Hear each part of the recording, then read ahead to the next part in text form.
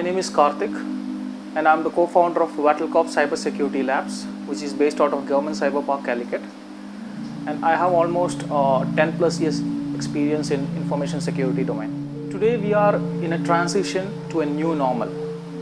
One such transition is our education system, which is moving online. When we move an education system online, it is completely a new experience for both the teachers and the students as well. So the first thing what we are going to discuss is to understand your own educational platform. Irrespective of the platform what we use, initially the student and teacher both has to be comfortable with the platform. So the first thing what we have to look forward is to understand the whole platform and the settings of the platform, the security settings of the platform. So again, when you come to the settings, every student and teacher should have a unique password and a unique ID. And the meeting rooms should not be shared other than the people who are intended to. So if you are finding difficulty in finding the settings and understanding the settings, you can always contact the vendor of the platform, or you can contact the system administrator of the respective institutions.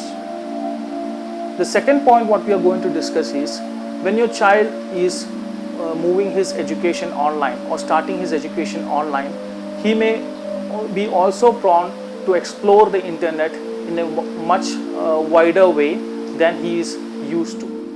In that way, he will be introduced to social media networks like Instagram, Facebook, which is in one way is healthy to for him to develop his own area of friendship and network, but it can also be misused by the strangers.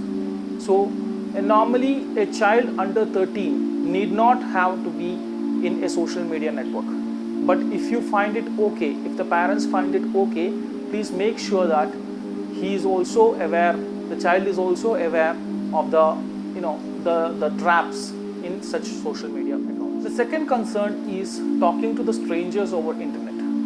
So we have to educate our child not to associate or talk with strangers over internet.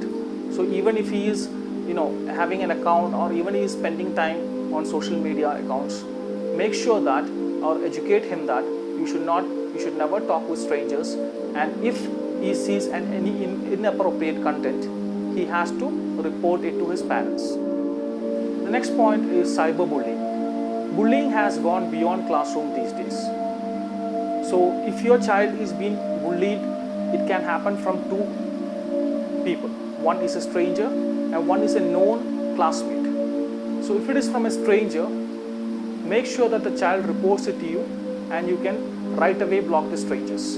If it is from a classmate, you have to make sure that it is being informed to the school authorities. The next point is device protection. Now when you are giving your mobile phones or laptops to your child, make sure that those mobile phones and laptops are protected with an antivirus, and also make sure that you give a separate login access to your child so that it will not disrupt your normal softwares or usage. The next one is consuming the inappropriate content for the children. So when he is online, there are a lot of contents which is good and which is bad.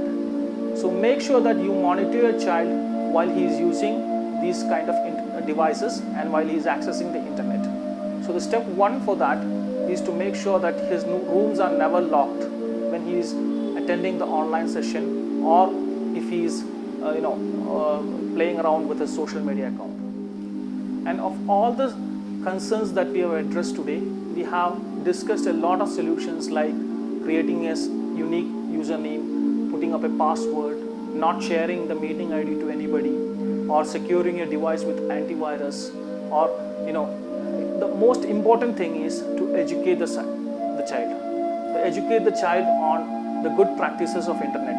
To educate the child on to know what is good and bad, and to educate the child on if he encounter an inappropriate content or a bad behavior, he should know whom to contact. The primary contact will be the parents, and the secondary contact will be the teachers. And the teachers and the parents has to make sure that they monitor the child's internet activity on a daily basis and make it a practice to educate him on timely basis on good and bad